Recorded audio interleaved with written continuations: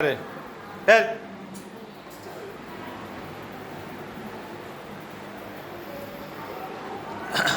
அஸ்ஸலாமு அலைக்கும் வரஹ்மத்துல்லாஹி வபரகாத்துஹு. நம்ம தொழுகையை பற்றி என்ன செய்திருக்கிறோம், படிச்சுட்டு வாரோம். தொழுகையை பற்றி படிச்சுட்டு வாரோம். அப்போ இன்னைக்கு தொழுகையுடைய பல சட்டங்களை எல்லாம் நம்ம படித்தாச்சு. இன்னைக்கு படிக்க போகிறது என்ன அப்படின்னு சொன்னால், தொழுகையுடைய நேரங்களை பற்றி நம்ம என்ன செய்ய போகிறோம், படிக்க போகிறோம். இந்த பள்ளிவாசலில் ஒரு போர்டு வச்சிருக்கு பார்த்தீங்களா, அந்த போர்டு ஒவ்வொரு தொழுகைக்கும் ஒரு நேரம் அங்கே எழுதி போட்டிருக்கு. மகரிப் இத்தனை மணிக்கு, இஷா எத்தனை மணிக்கு. இந்த நேரங்கள்லாம் அவங்க தீர்மானிக்கிறது சும்மா தீர்மானிக்க முடியாது. எப்படி தீர்மானிப்பாங்க? ரசூலுல்லாஹ்வுடைய ஹதீஸினுடைய அடிப்படையில் தான் என்ன செய்ய முடியும், அந்த நேரங்களை தீர்மானிக்க முடியும். அப்போ 1400 ஆண்டுகளுக்கு முன்பாகவே ஒவ்வொரு தொழுகைக்கும் எந்தெந்த நேரத்தில் எந்த தொழுகையை தொழ வேண்டும் என்று ரசூலுல்லாஹ் என்ன செய்கிறாங்க, ஸல்லல்லாஹு அலைஹி வஸல்லம் நமக்கு சொல்லியிருக்காங்க. அந்த ஹதீஸின் அடிப்படையில் தான் இந்த நேரங்கள் எல்லாம் நிச்சயப்பட்டிருக்கிறது, தீர்மானிக்கப்பட்டுள்ளது. அப்போ அதை எந்த ஹதீஸு எப்படி ரசூலுல்லாஹ் சொன்னாங்க, ஒவ்வொரு தொழுகைக்கும் எந்தெந்த நேரம் என்று எப்படி ரசூலுல்லாஹ் நமக்கு வழிகாட்டினார்கள் அப்படின்னு நம்ம ஏற்கனவே படித்தாச்சு. அதை பற்றி இன்றைக்கி அரசக்கு என்ன செய்ய போகிறாரு, சொல்ல போகிறாரு. ஐவேளை தொழுகையின் நேரங்களை பற்றி கூறு.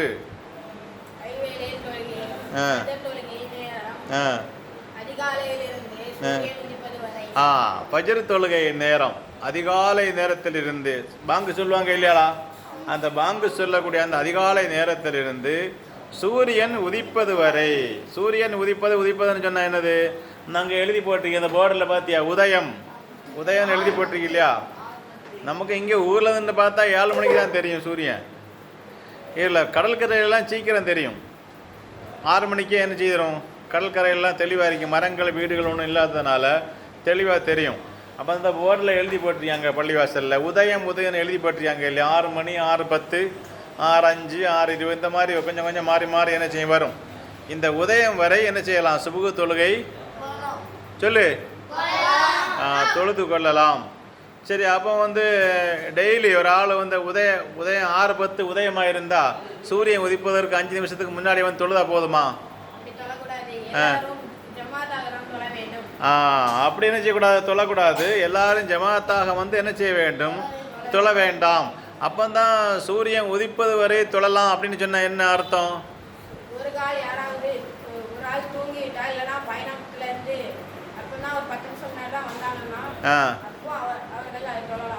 சில இக்கட்டான சந்தர்ப்ப சூழ்நிலைகளில் என்ன செய்யலாம், இப்போ ஒரு ஆள் தொழுது கொள்ளலாம். எப்படி உதாரணமாக, ஒரு ஆள் பயணம் போனார், அவசரமாக ஊருக்கு வராரு, சுபு இன்னும் தொழலை. அப்போ பள்ளிவாசலில் வராரு, உதயம் எத்தனை மணிக்கு, உதாரணமாக 6:10க்கு உதயம்.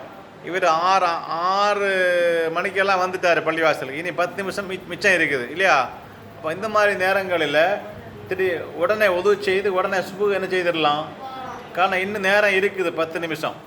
அதே மாதிரி தூங்கிட்டான் ஒருத்தன், தூங்கி எழும்பி பார்க்கும்போது ஃபஜ்ர் தொழலை, எழும்பி பார்க்கும்போது 6:10க்கு உதயம். இவன் 6 மணிக்கு எழும்பிட்டான் தூக்கத்துலேருந்து, இன்னும் 10 நிமிஷம் என்ன செய்யுது இருக்குது இல்லையா. உடனே அவசரமாக உதவி செய்து என்ன செய்திடலாம், தொழுதிடலாம்.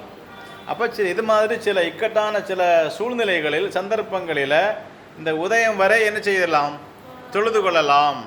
சாதாரண நேரங்களில் நாம் என்ன செய்யணும் அப்படின்னு சொன்னால், உதயத்தை காத்து என்ன செய்யக்கூடாது, இருக்கக்கூடாது. என்ன செய்யணும் சொல்லு, ஜமாத்தாக என்ன செய்ய வேண்டும், தொழ வேண்டும். பள்ளிவாசலில் காலையில் ஃபஜ்ர் தொழுகைக்க வேண்டி இமாம் ஜமாத் தொழுகை நடக்கும் இல்லையா, அந்த நேரத்தில் எல்லாரும் பள்ளிவாசலுக்கு உதவு செய்து இமாம் ஜமாத்தாக என்ன செய்ய வேண்டும், தொழ வேண்டும். இப்படி தான் செய்யணும். சில இக்கட்டான சூழ்நிலைகளில் மட்டும் உதயம் வரை என்ன செய்து கொள்ளலாம். 6:10க்கு உதயம் என்றால் 6:09 வரை என்ன செய்து கொள்ளலாம், தொழுது கொள்ளலாம். அப்போ இது சுபுகு தொழுகை. அப்போ லுஹர் தொழுகையுடைய நேரம் சொல்லு.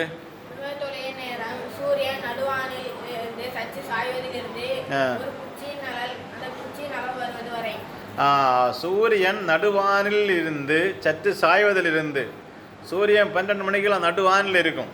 அந்த நடுவானில் இருக்கும்போது தொழக்கூடாது, அதுக்கு வேறு ஹதீஸ் வருது. அந்த நடுவானிலிருந்து கொஞ்சம் அப்படி சாய்ந்து விட்டால் லொஹருடைய நேரம் என்ன செய்யும்? ஆரம்பித்து விடும். ஆரம்பித்து எதுவரை அந்த லொஹருடைய நேரம் இருக்கும்? ஒரு குச்சியினுடைய அளவு நிழல் அதே அந்த குச்சியினுடைய அளவு நீளம் வருவது வரை. உதாரணமாக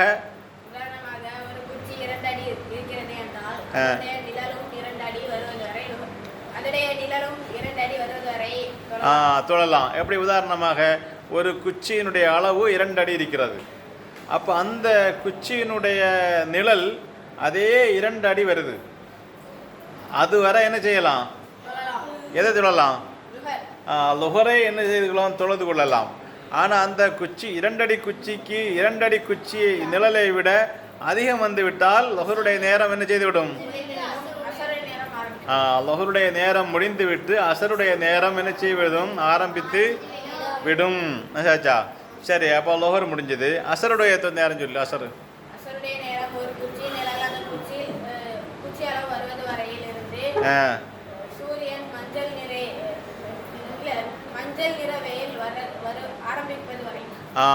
அசருடைய நேரம் ஒரு குச்சியினுடைய அளவு அதே குச்சியினுடைய நீளம் வருவதிலிருந்து மஞ்சள் வெயில் ஆரம்பிப்பது வரை.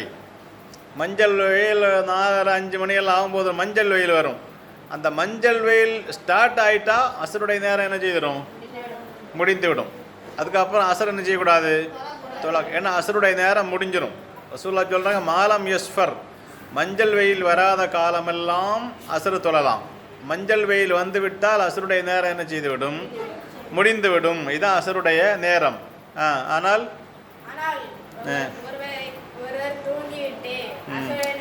சில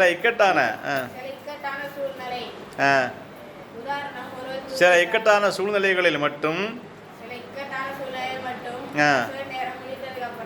அசருடைய தொழுகையை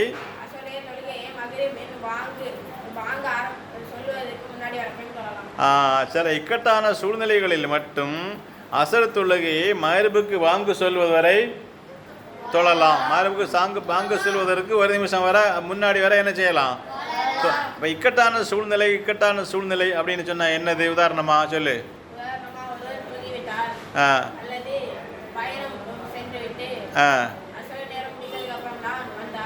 பாத்தியா, ஒருவர் வந்து தூங்கிட்டான் அசருடைய நேரத்தில் தூங்கிட்டான். எழும்பி பார்க்கும்போது மஞ்சள் வெயிலெல்லாம் வந்தாச்சு. இப்போ இந்த மனுஷனுக்கு மட்டும் அதுக்கு மஞ்சள் வெயில் வந்ததுக்கு அப்புறமும் என்ன செய்யலாம்? தொழலாம். அதே மாதிரி பயணம் போனான் ஒருத்தன். பயணம் போயிட்டு வந்து பார்க்க தொழ முடியல. வீட்டில் இங்கே பள்ளிவாசலுக்கு வரும்போது மஞ்சள் வெயிலெல்லாம் தாண்டி 5:30 5:45 ஆகிட்டுது. இன்னும் கொஞ்சம் நேரம் தான் இருக்குது மகரிபுக்கு. இப்போ என்ன செய்யலாம்? அவர் தொழுது கொள்ளலாம். சரி, இதே மாதிரி தான் பயணம் போன்ற பயணம் போன்ற இக்கட்டான சில சூழ்நிலைகளில் மட்டும் அசர் தொழுகையை மகரிபுக்கு வாங்கு செல்வது வரை என்ன செய்யலாம்? தொழலாம். சாதாரண நேரங்களில் கண்டிப்பாக மஞ்சள் வெயில் வருவதற்கு முன்னால் என்ன செய்ய வேண்டும்? அசரை தொழுது முடித்து விட வேண்டும். நசராஜா, பொதுவாக இமாம் ஜமாத்தோடு தான் தொழ வேண்டும். சில முடியாத சந்தர்ப்பங்களில் மஞ்சள் வெயில் வருவதற்கு முன்னால் வந்து என்ன செய்ய வேண்டும்? தொழ வேண்டும். சில இக்கட்டான சூழ்நிலைகளில் பயணம் போன்ற போன்ற சூழ்நிலைகளில் தொழ முடியாத ஒரு நிலை ஏற்பட்டால் மகரிபுக்கு பாங்கு சொல்வதற்கு முன்னாடி வரை என்ன செய்யலாம்? அசரை என்ன செய்யலாம்? தொழுது கொள்ளலாம். அடுத்த மகரிபுடைய தொழுகை சொல்லு.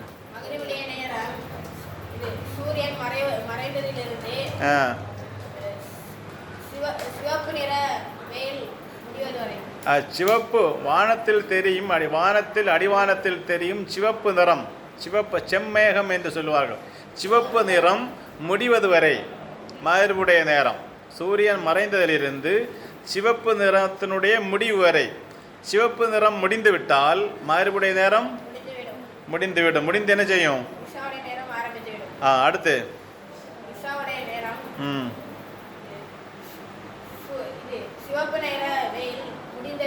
வெயில் இல்லை, சிவப்பு நிறம் வானத்தில் தெரியும் சிவப்பு நிறம் முடிந்துவிட்டால் நள்ளிரவு வரை நைட்டில் 12 மணி வரை என்ன செய்யலாம்? இஷாவுடைய நேரம் என்ன செய்யலாம்? அதுக்காக வேண்டி மனப்பூர்வமாக 12 மணி வரை நீட்டலாமா? நீட்டக்கூடாது. ஜமாத்தாக வந்து என்ன செய்ய வேண்டும்? தொழ வேண்டும். ஒருத்தன் பயணம் போயிட்டான் அல்லது தொழ முடியல, 12 மணி வரை என்ன செய்யலாம்? தொழுது கொள்ளலாம். அடுத்து